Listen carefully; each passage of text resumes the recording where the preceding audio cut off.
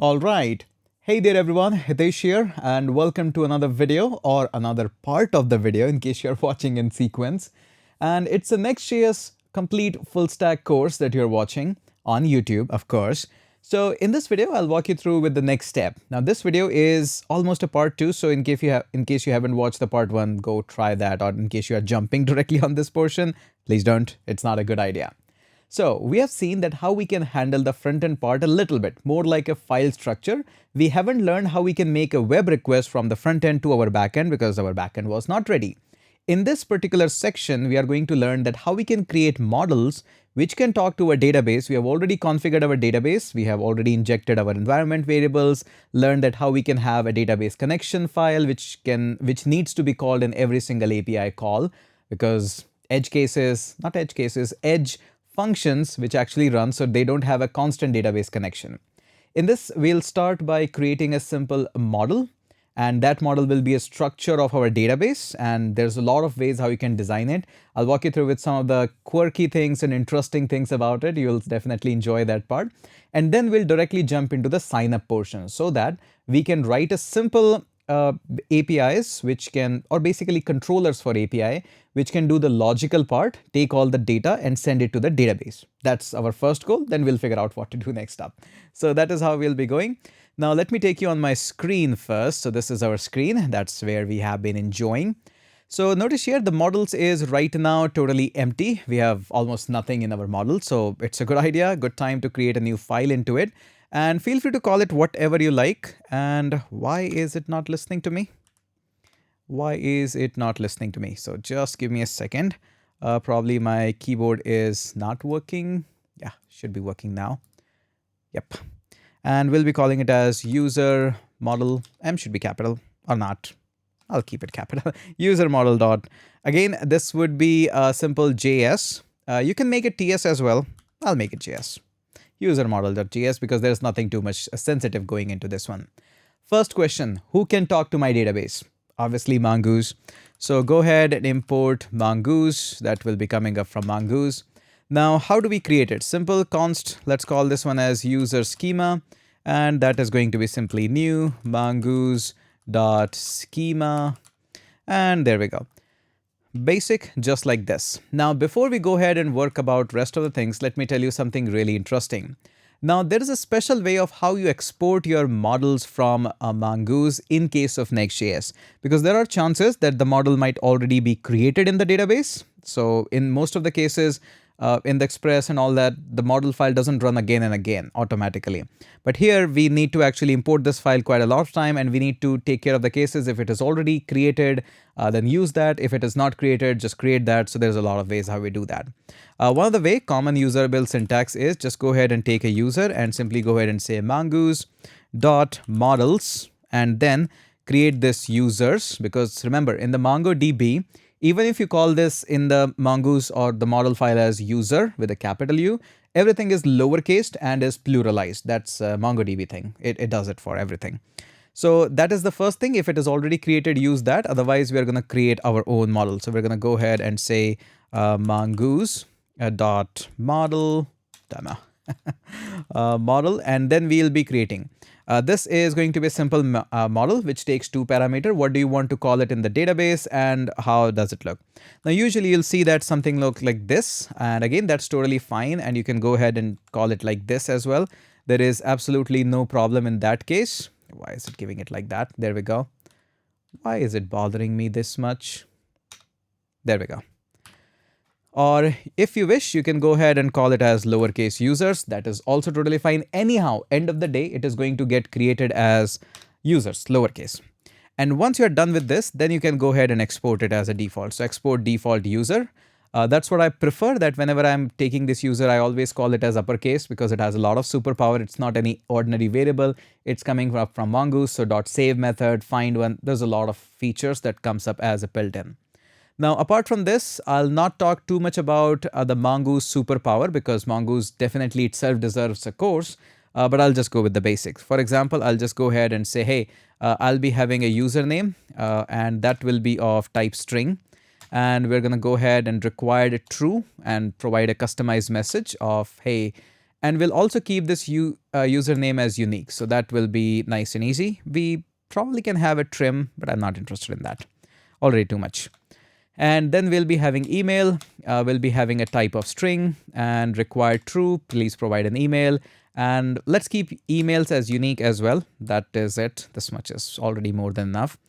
All right. Now, next up, we'll be having the password, which will be a type of string and required true. Please provide a password. That's it. Don't want to do any further into the password category.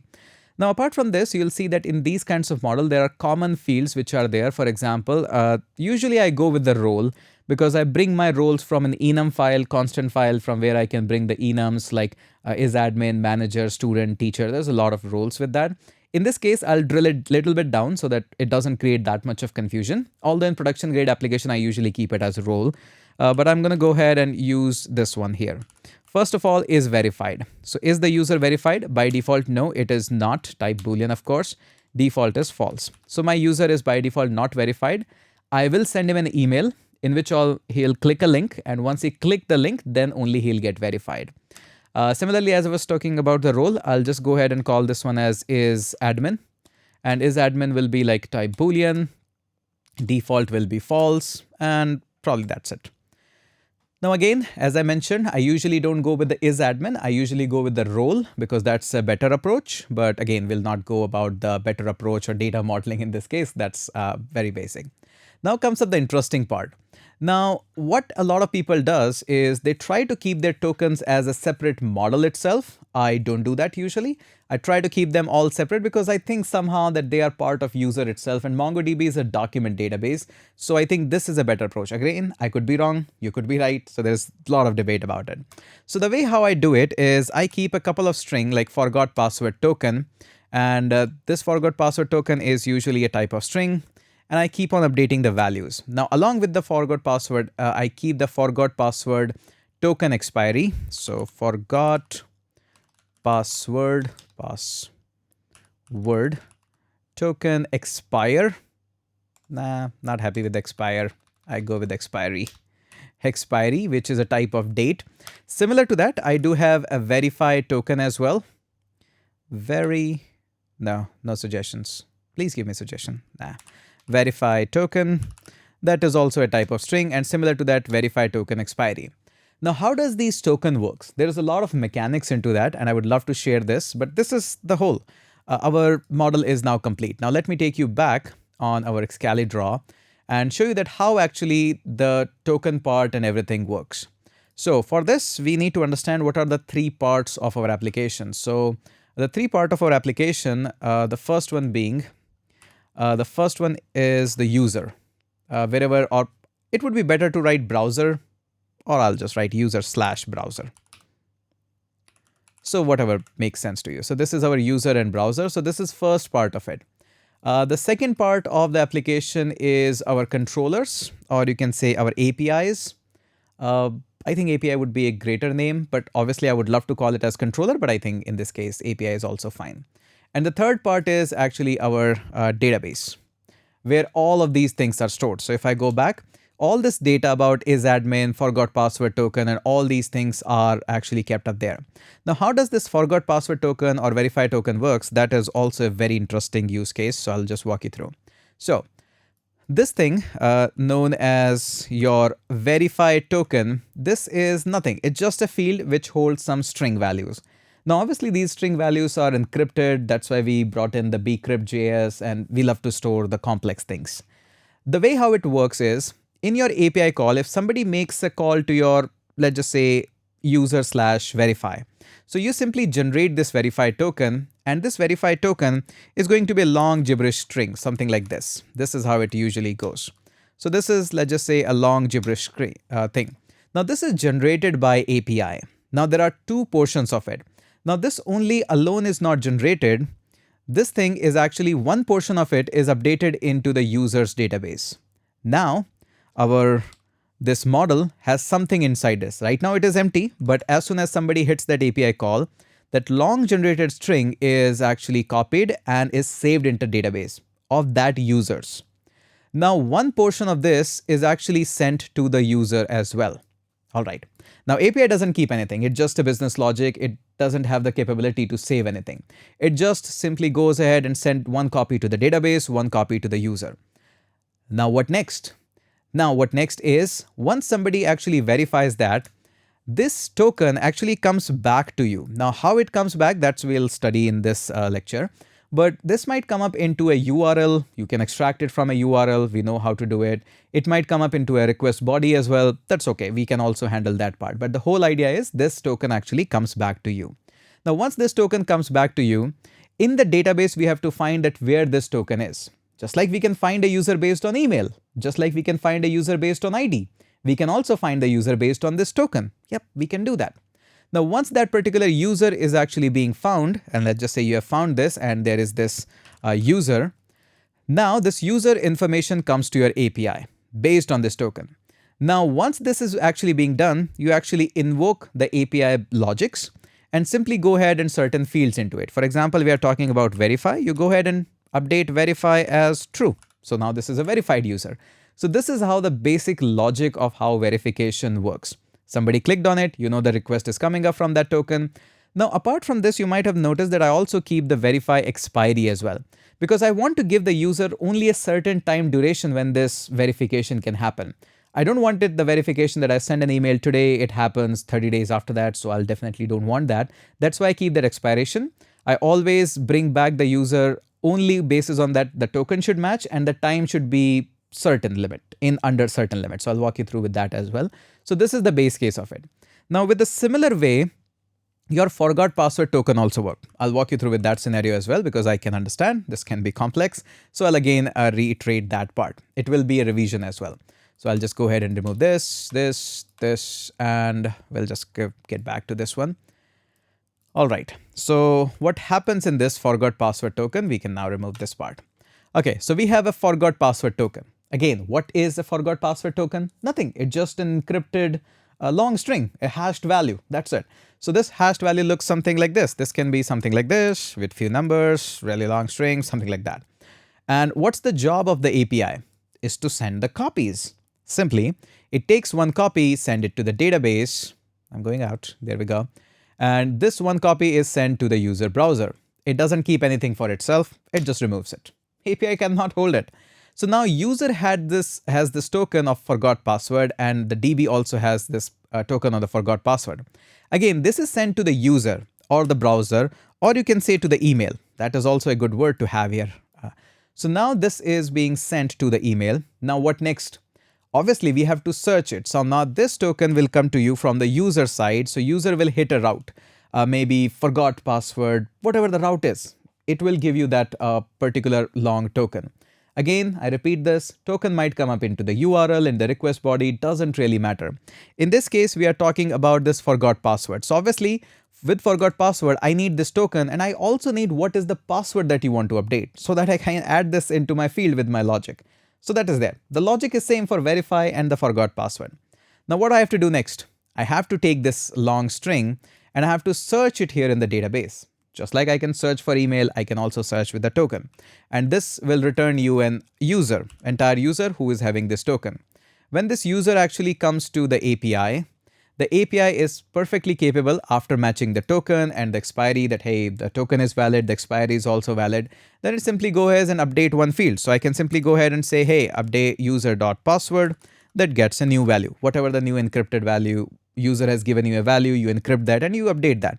So you simply go ahead and simply say updated password, if I can write that, updated password. So that is all you have to do. That's it. You have updated your password.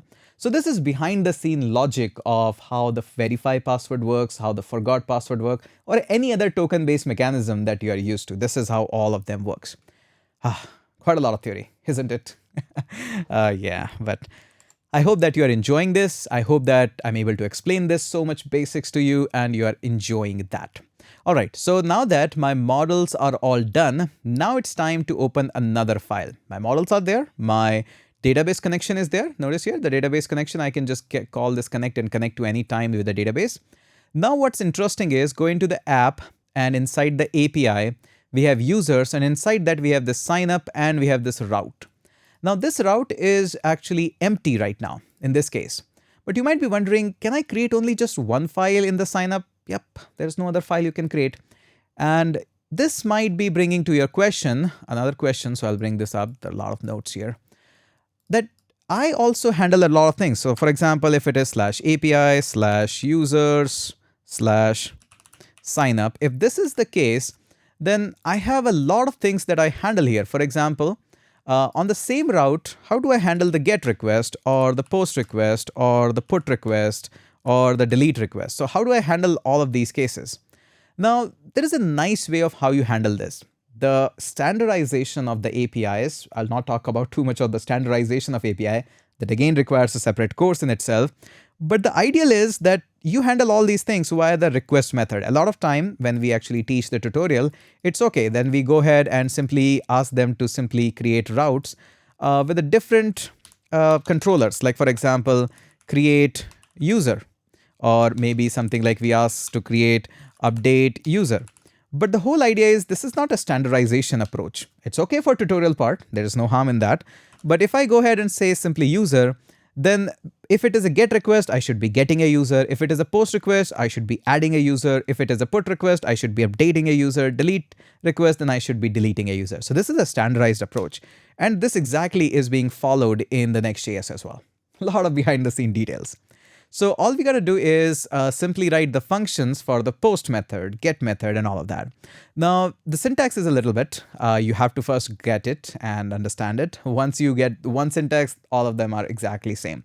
So first, we're going to go ahead and simply bring the connect. That's the most important thing. So connect. And the first time you'll be seeing the default import statement. So yeah, this is the first time you'll be seeing it. From, if I can write that, from. And this will be coming up. Notice here you can write @. Yep, that's your root directory. And then you can simply go ahead and say, hey, I want to go, where should I go? What's the name? dbconfig. Okay, dbconfig. And inside the dbconfig, there is this dbconfig file. Okay, this is dbconfig.js, I guess. Let me just check this. dbconfig.ts. Although you don't need to import the TS, but sometimes I've seen that there are some issues and bug because I didn't mention a .ts. Very rare, very rare. Sometimes it even gives you problems, but it has happened to me a couple of times. Okay, the first thing that you have to do is simply go ahead and connect. That's it. That is it. Don't need to do anything. No, then catch. It just needs to connect. But we need a couple of more things as well. The first obvious thing is user. We need model so that we can add things into the database. And that will be coming up import user, and that will be coming up from @app, models, and users. Make sure you double check this because I have noticed this. This actually creates a lot of problem. Just now you have seen, because our model is not coming up from app, model, user. Our model is sitting somewhere else, and that's totally allowed. You can keep it here as well. There's no problem. In the app, models, and user, that is also one way. But we're keeping it all totally outside. So in the models, and then we are getting in. Notice here, this is still going to give you a problem. The reason for that is you need to give the file name. So inside the model, we are calling it as user model. So make sure you are cautious about that. User model. That should be happy. Okay, now the next thing is you need to grab request and response. So in case you have worked with Express or anything of a backend, you notice everything actually is dependent on request and the response. You need to take something, send something. In the Next.js, you actually work with it a little bit different. We go ahead and first grab next request. Yeah, come on, suggest me. Yeah, there we go. Next request, and we also get next response. So these are the two things which actually helps you to do all of this. They all comes from the Next server, just like this. We'll be encrypting some of the passwords. So let's go ahead and import bcrypt.js, and that's coming up from bcrypt.js. And what else? I guess that's it. This one, we don't need JWT because we are just talking about sign up, so that's not required. It's declared but never used. We'll use it. No problem there. All right, so now this connection and everything is done. So I'll just keep it there outside. So all the connection, everything is done. Now the way how you define a syntax of handling a POST request, because data is coming to us. So we'll first say export, and then we'll be using async because obviously talking to database is another continent. It takes time. And then simply write the function and then what request you want to handle. Is it a POST request? Is it a GET request? Is it a delete request? So whatever that is, you just handle that. In my case, post makes sense, so I'll just use that.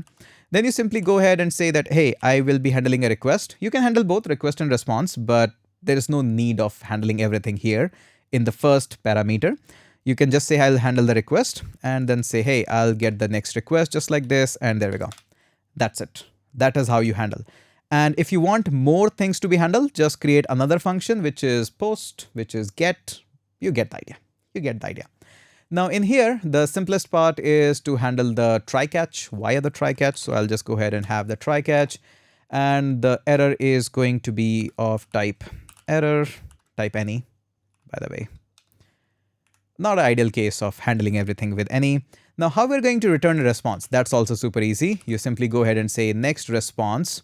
And we will not be handling the errors like this. Although you can, there is no hard and fast rule, but I prefer to send a JSON response with the error message and status code. I think that's a better approach. So that's the first part of it, how we'll be handling. Now, the next question is how we're going to grab data from the body. In case you have worked with Express or something, request.body was our friend, which actually does that. It is almost similar to that, but in here you actually have to await a little bit. So await request. It's not body.json. Don't go with these suggestions. It's JSON, just like this. And we can hold this into a variable. Let's call this one as request body, just like this. And a lot of example, you'll see calling it as request.body. I also picked it up from the doc. So yeah. All right. Notice here it's request.json, just like how it works. Now further down this, you can actually extract all the variables that are coming in. So we'll be doing a little bit of the destructuring. So from request body, we need to extract some stuff, and what we'll be extracting is const. Let's grab some stuff from request.body. I know that from front-end side, I'll be getting a user name. I'll also get an email, and I'll also get a password because this is the first time I'm registering a user. Now, again, it makes sense that you first go ahead and do all the kinds of check. If email is not there, if username is not there, if password is not there, then go ahead and throw this response. Although we have handled a lot of these error cases required and all of that in the Mongoose itself. So in the error response, they'll be getting a good message, and all thanks to the custom messages that we have written here. So it is handled a lot, but not entirely. So I highly recommend you do on your own validation. I'll just move on to the basic validation. But before that, I'll also do a console log of entire request body so that we can see that what is happening. Not ideal for the production grade, so remove these console logs, but I'll just keep it to check things. Now I'll go ahead and first check if user already exists. Very simple basic check. All I have to do is use the superpower of this user. Remember, this user is coming up from the Mongoose. So this has a lot of superpower and can find a lot of things for us. So for example, it will say find one. And what do I want to find? I want to find an email. So I'll just go ahead and say email, and that's it. I want to find. Most important thing is this will return you a query if you don't put up an await. So this is a common mistake that a lot of people are doing these days, posting them on every single platform. So put up an await because it's a database call. And we'll just say simply user. Now, if this returns me something, that means user already exists. So all I have to do is if user is there, then simply go ahead and suggestions, please. No suggestions. We're going to go ahead and simply say return next response. Come on, now suggestion. There we go. JSON that user already exists. So this is nice and easy. So there we go. Again, you can make more checks onto this one. I'll not do more. I'll just go ahead and hash the password now. Hash password. Again, this is what the basics will be doing. So we'll be first creating a salt, which is the basic. And after the salt, we need to create a hashed password just like this. Feel free to use any number of rounds that you want to have. So the bcrypt.js library is responsible for creating the salt. And if you'll read the documentation, you'll find it exactly same. The gen salt will generate a salt with the 10 rounds. And again, different frameworks and libraries use different rounds. For example, Ruby on Rails use 12 rounds. NextJS and Express and Mongoose mostly use 10. So again, it's totally up to you. Hashed password, we are hashing. Password, we have to provide two parameters to bcrypt.hash. The first is the password, which we are grabbing from the request body, and then the salt value. So absolutely simple. There is nothing too much panic about it. Now we want to save a user in the database. So we have to create a user accordingly. So all we're going to do is create a new user just like this.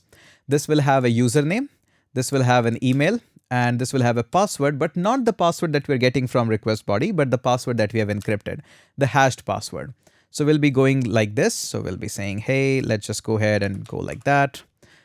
All right, now we'll be storing this into a variable first. So let's just call this one as const new user, because it's actually, or user to be saved, new user, whatever you like. Now this is nice and easy. Now all we have to do is save this to the database. You can do it in one line as well, but I prefer to have more explainable approach of this thing. So I'll just go ahead and say await new user dot save. That's it. It's going to save. Let's store the response into a variable. Maybe you want to save it, have a look on it. So I'll just say saved user. Again, this is a little bit of a verbose approach, but you can do this all by shortcut as well, but it's a tutorial. I need to explain the things, so I'm just keeping it a little bit more verbose. Now, after this, maybe you want to do a console log of the saved user. That's totally up to you. I just keep it so that I can show you more things, and that's it. Now, apart from this, all we have to do is simply return a response. Maybe in the response, I'll just go ahead and hit an enter here, and one more. Okay, let's just go ahead, Command Z, because I think that is messing it up a little bit. Yep, it's messing it up. I'll just remove it like this, and there we go. So I'll say message is created user successfully. Then we'll get, no, not like that.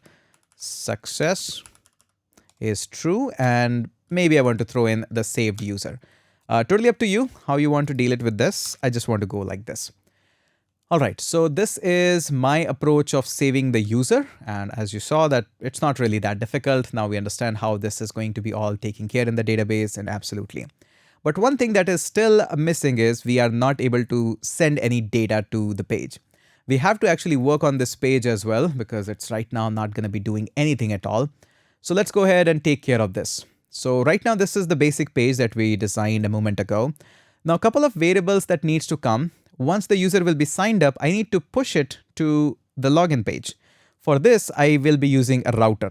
So notice here this use router, now it will come in handy. So I'll say const router use router. I'll use that in a minute.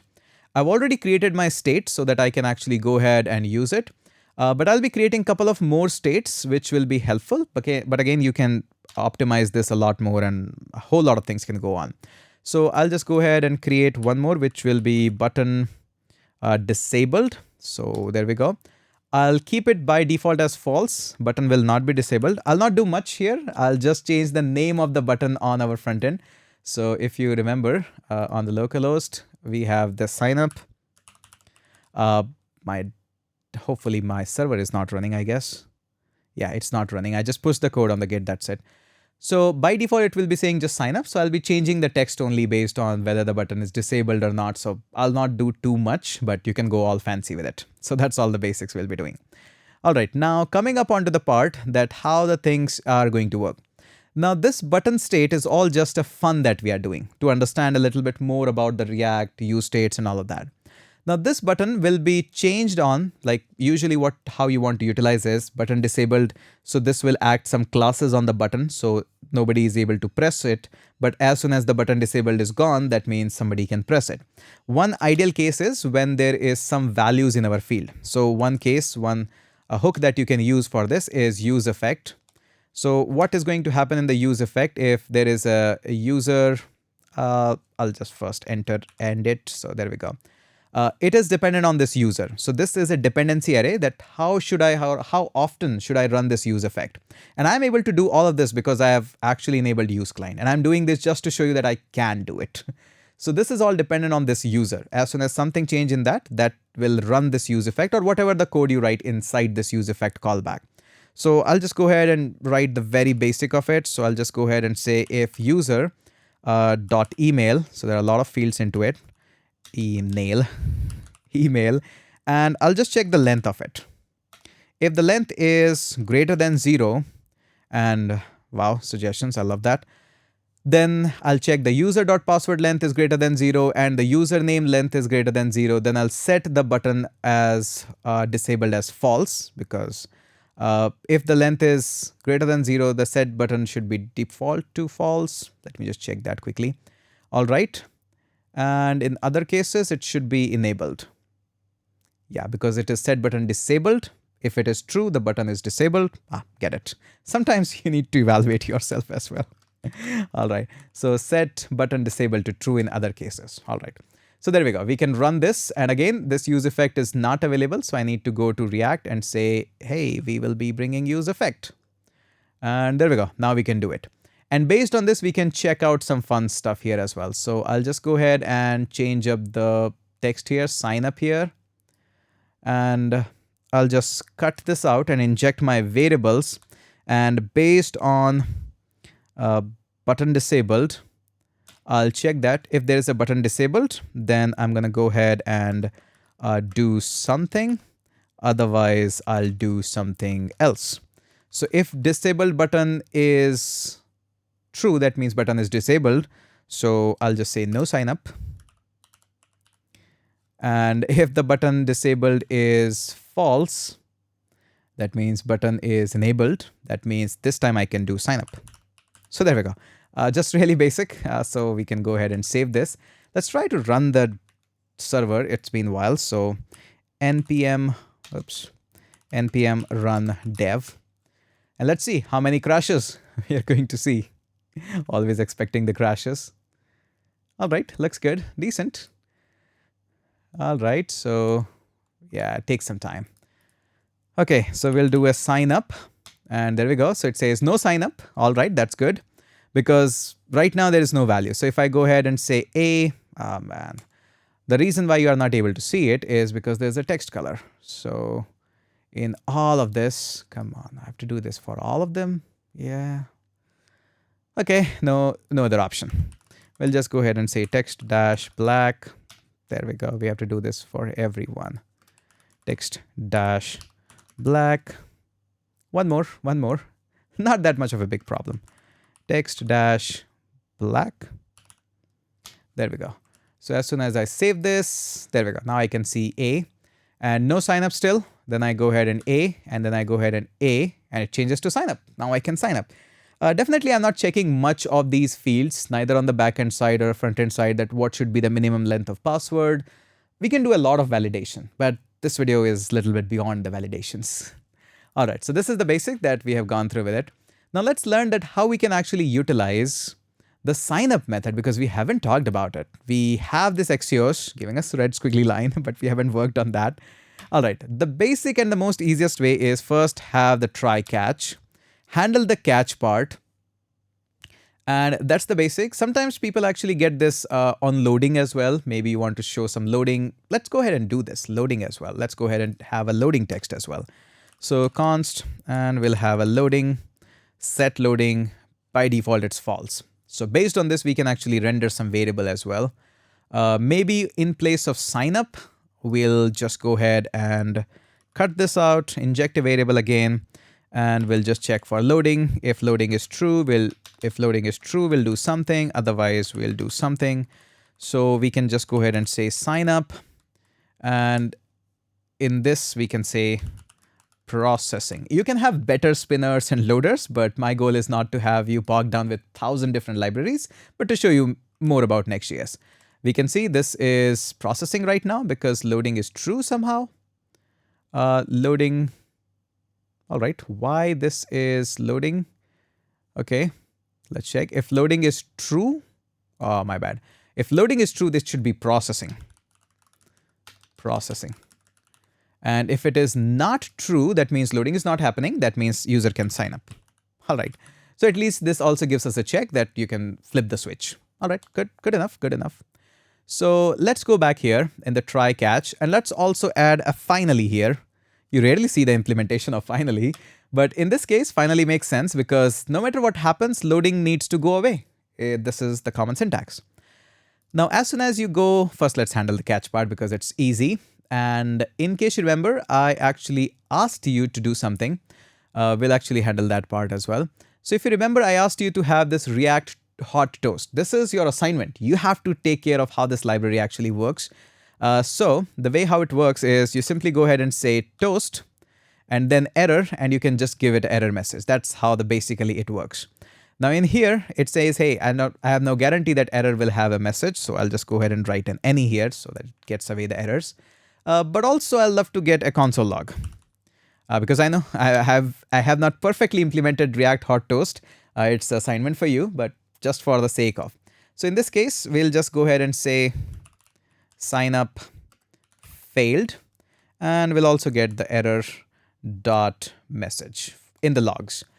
Now, this log message will be available to you on the user side in the browser because it's a use client. All the console log messages in the API will be available in the bottom section, the terminal, because it's on the server side. That's one difference as well. Now, let's come back on to the try part. What do you want to try? First and foremost, what I want to try is set the loading. That's the basic. Set loading as true. All right. Now, I want to make a request. So I'll just use Axios, and I want to make a post request from the Axios. Now make sure you provide this URL very carefully. You don't need to provide the entire URL. The NextJS is already configured for hitting your own route. So /API/users, the folder you have defined. Let's check it one more time. API/users. So there's an S. And then you can simply go ahead and hit a sign up route. So I'll just go ahead and hit the sign up. Now I'm also taking along with me all the data, which is user, which is stored in here. So I'm just taking all of this. And obviously, once this is being done, this will take some time. So I'll just go ahead and await for this one. And I'll hold the response in some variable. So I'll just go ahead and say response. There we go.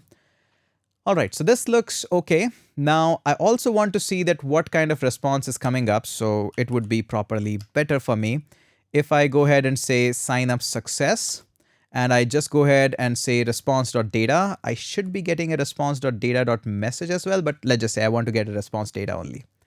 And then the most important thing is I need to push the user onto a new page. And that is exactly why I have this router sitting behind, sitting idle, doing nothing.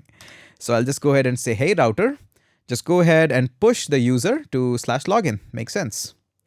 All right, so that is it. That is it. If we haven't done any typo, attempted import error Axios. Did we made any mistake? Typos.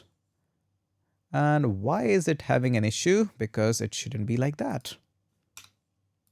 There we go. Now it should be happy. Why did it added these extra curly braces? No idea about that. All right, so this should be all. Let's hit a refresh just for the sake of self-satisfaction. I'll just go ahead and add a username with the name of 1. Email will be 1@gmail.com. And the password will be 123456. And let's try a sign up. Processing, working nice. We have been redirected. That is also nice. Let's go ahead and check out in the database. And oops. So let me go ahead. Give me a second. I'll just go ahead and sign in again. Probably it just redirected me. I need to actually use my email. So I'll just keep you up here. Till the meantime, you can just hang out with me, chit chat with me. No worries. It will just take a few seconds. I'm just logging in into my detail. I don't want to expose that email. So that is the only reason I'm just having this. Didn't bother it much. So let's go back up here and going back. All right, so this is where we are, and we'll just go into the database. And there we go. We can browse the collection. What did we name this project? And there we go. This one, we named it as test. All right, we should be naming it better. But anyways, this is also going to work. So we can see we have one@gmail.com. Is it visible? Yep, a little bit. Is verified as false, is admin is false. Rest of the fields, since they don't have any value, they are not being displayed here. Let's try with one more user. So I want to go with the sign up page. Let's sign up 2 as well.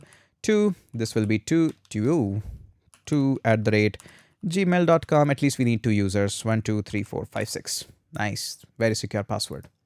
Sign up. This time it's quick because obviously first time it takes time and you get the idea. It is always like that. Let's hit a refresh. And it should be getting us 2 users, hopefully. There we go. So we can see that it is not that much difficult to actually get the data into the database. Let me go on to Codebase. There we go. And we can see that some of the users that we are getting, these users are actually on the backend side. So we are getting that. But not only that, we must be getting some of the users and response on the console as well. There we go. We can see sign up success, which gives us an object. And this object has a message, which is coming up our own message from the backend. User created successfully. Then we say saved user is getting us. That's nice. And then we have success true. They can be in any order, so it doesn't really matter. So there we go. It's working nice. And we can also see the difference between the messages that are coming up. Some are being read on the backend side, some are on the front end side. If it is a console log in the use client, obviously it will be in the browser. Otherwise, if it is in the API route, usually that will be on the backend part of it or the backend side of it. So this is how we can actually go ahead and create a simple sign up, you can say. Now, the next thing that I want to do is similarly take down the route for the login as well. The login is almost similar. You'll find so much of similarity there, but I'll still do it in front of you so that you get more idea. We'll grab all of this because, yeah, we'll be a little bit lazy, you can say. There's no good word of putting it. All right, so I'll just paste it. So we have all the things. Make sure use client is the most important thing. Again, this is all happening in the route, not in the front end part. We are still in the route of login.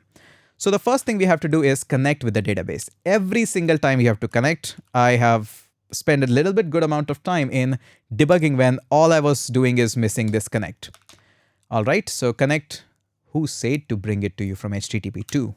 I am bringing this from, why? Oh, my bad. We actually brought this in from the wrong place. My bad, my bad. We should be bringing in from the sign up. This is where the real stuff is. So copy this and paste it. There we go. Okay, so now notice here, this is the bcrypt. This is saying cannot find a declaration file for module. The whole idea this is saying is I don't know the types about it. So all you can do is click on this bulb and say install the types about the bcrypt.js. Once you do this, it actually install additional types for you and get rid of the error. No need to worry about that part. In case this red squiggly line is bothering you too much, get with that or fix your linting. Okay, this is good. All right, so now we can go ahead and connect. There we go, connect in with the database. Again, this is my login route. So async, export, async function, post is good, request, header looks great. Suggestions, love them. It increases my speed of explaining and writing the things so much. Okay, all right. The basic starts again. So there is a try catch. The catch is any, and in here we can just go ahead and send any response that you want. We want to simply return a next response. So return suggestions, no suggestions. Request response.json error message status 500. Happy with that. Done with the catch part. Now coming up onto the try part. Most of this is going to be very similar what we have seen, but there are some changes, not too much. First is how we can get data from the request. So it's really same request.json. This will be giving you all the data. So how we can grab this? We can grab request body from it, and we'll be destructuring some values. So let's go ahead and destructure email and password from request.body basic. So there we go. Why are you bothered again? All destructure elements are unused. Come on, let me type first. Too much aggressive. Let's go ahead and do a console log, and we'll be saying request.body. That's fine. Okay, to give us just the detail that whether it is working or not. Now, obviously, when we are logging into this one, so we have to check whether the user exists or not. So check if user exists or not, otherwise we'll throw him in some error. So we'll be saying that, hey, how can I do it? Again, the user, which has all the superpower. I can go ahead and say find one, and this is bad, find one. And I want to find it based on the email. That's it. That is all I want to do. If I found it, I'll just go ahead and store that into a user variable. But since this is a database call, make sure that is awaited. All right, looks nice. And if I don't find any user, then I'll just send a response that user doesn't exist. So much time is being saved. All right, but don't rely totally on suggestion. They are horribly wrong sometimes. All right, so what I want to do next, this is a login. So I've checked the user. Now I want to check the password. All right, so I'll just go up here. Why are you bothered? I have used the email just here. Email does not exist on type pass. It exists. I know the email is coming up. And I think we need to handle an await. Yep, my bad. Almost missed that. Okay. Sometimes the linting is good. Okay, now if we want to check if the password is correct, that is super easy. We can simply go ahead and validate the password based on the bcrypt.js. It has a method which says .compare, and we can compare the password which is coming up from the request.body. And if you remember, this user is coming up from the database. This is also bringing the password. There is a field in the model, user.password. So I don't have to do any magical thing. bcrypt.js can compare it. It knows the stuff, how much the default values and everything. So it will handle the stuff. I don't have to worry about that. Now, if the password is not valid, I have to send a response that, hey, you have an invalid password. Hey, I won't be doing that. Now, in case that is all done, now let's prepare the data, because the way how it works is it's actually really, really simple. If you have never done this kind of a thing, it's actually super easy to work on with. Now, once everything is verified that your user exists, your password is correct, then we actually create a token. This token is created by simply JSON web token. We encrypt that. Obviously, it's not just a plain token.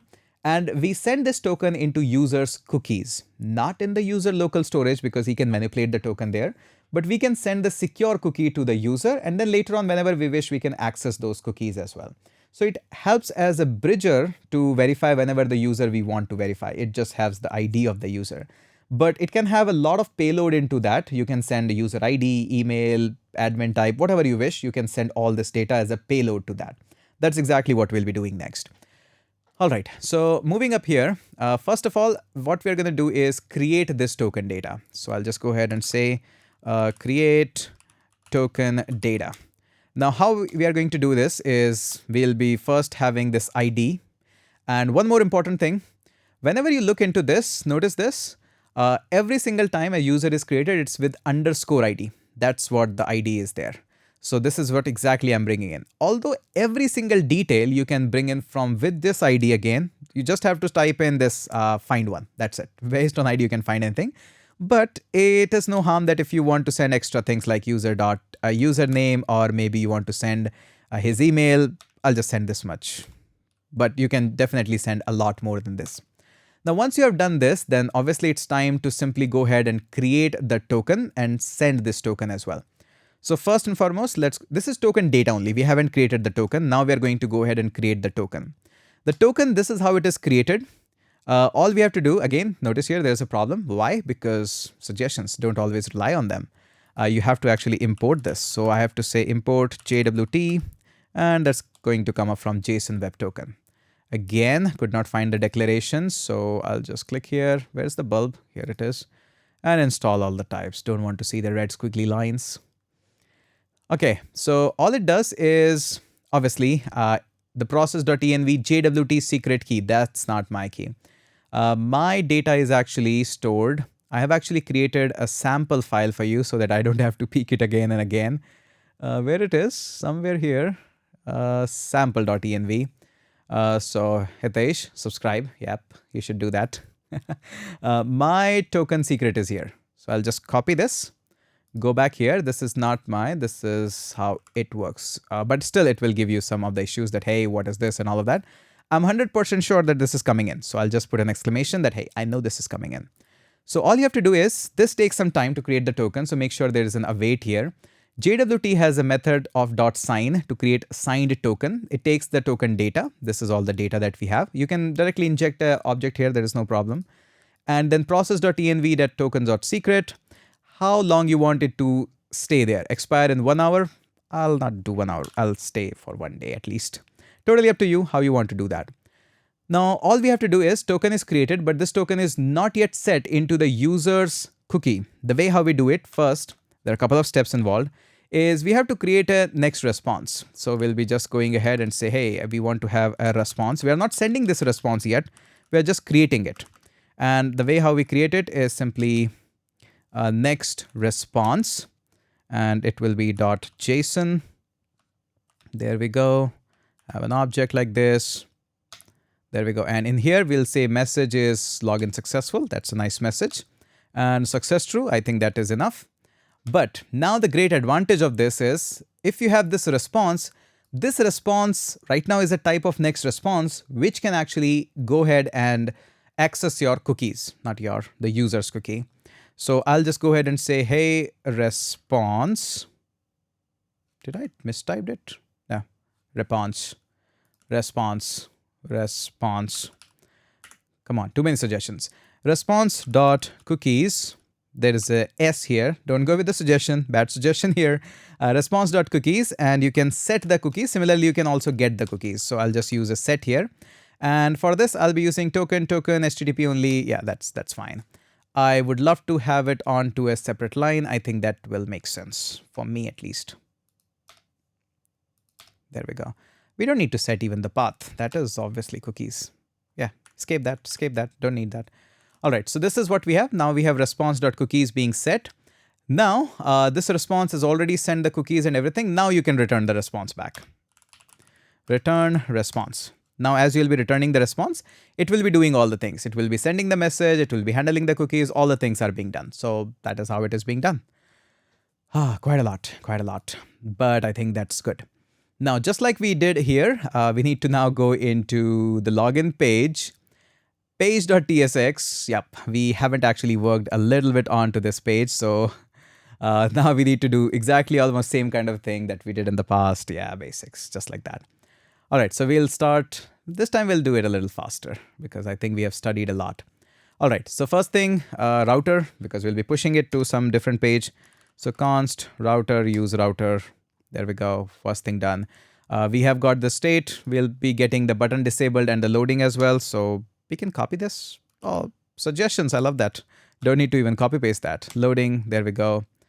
Okay, all right, this is all done very quickly on login. Okay, how do we want to handle the login part? First, what we want to do is exactly same use effect hook. We want to actually use that. And since this is a use client or the client side or the client component, we can actually do this. So use effect, and I'll just close it first. And then the user, it's dependent on the user and it's not available. So React, please give me use effect.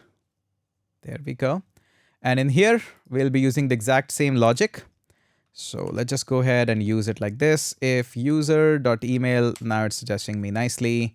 There we go. And we can also have an else part. And we can have set button disabled to true. Button disabled is true. That means button is disabled. Okay, that's correct. I'm sometimes confused in that. So yeah, reevaluating yourself is not a bad idea. Okay, although it is giving me the entire bunch of code, but I'll prefer to write it. So try catch. Catch error would be any, and all I have to do is simple assignment for you. But first I'll do a console log so that I also know that what is happening. So console.log, login failed, error.message, that's nice. But we'll also do the toast so that you can verify the toast messages and stuff. Right now the toasting is not working. I have not properly incorporated it, but hey. And we'll also go with the finally. How can we forget that? Finally, set loading, bad. There we go. Goes like this. And suggestion, no suggestion. There we go. Okay, so we have finally this set loading as false. That's nice. Okay, meat part, the how we're going to handle this request. Super simple. First, start your loading. There we go. And keep it as true so that we know something is happening. Then we have to use await because it might take some time. And then we have Axios. Axios will make a post request here. So super simple. Where it is going to make a post request /API/users/login. That's the route. It will also take the users with them. So that is nice and easy. And there we go. And looks like there's an extra. Yep, there we go. We also want to store that response. So we'll be saying const response. And again, you can dump down this response into console log. You can post up a toast message, whatever you like. I'll do a console log because this is important and we should be seeing this data as of now. Learning phase. And then obviously we can hope first, before we do router push, this is great suggestion by the way, but we'll be doing a toast dot success, login success. You can implement that, just a few lines of code. And then we're going to go ahead and router dot push. We don't want to push it. We will be pushing it on to /profile maybe. Yeah, do we have profile pages? Did I taught you that? Yep, I taught you that. Yeah, profile page. So we'll be redirecting him into profile. All right, so let's see if this actually works in action or how many errors we are going to get. Okay. XCOS is not exported. This is again XCOS problem. There we go. Save this. Hopefully things are okay. Expect errors. That's the only advice I can give. Okay, now we are on to the login page. Just to refresh. Can I go into sign up? Yep. Visit login. Yeah, working nice.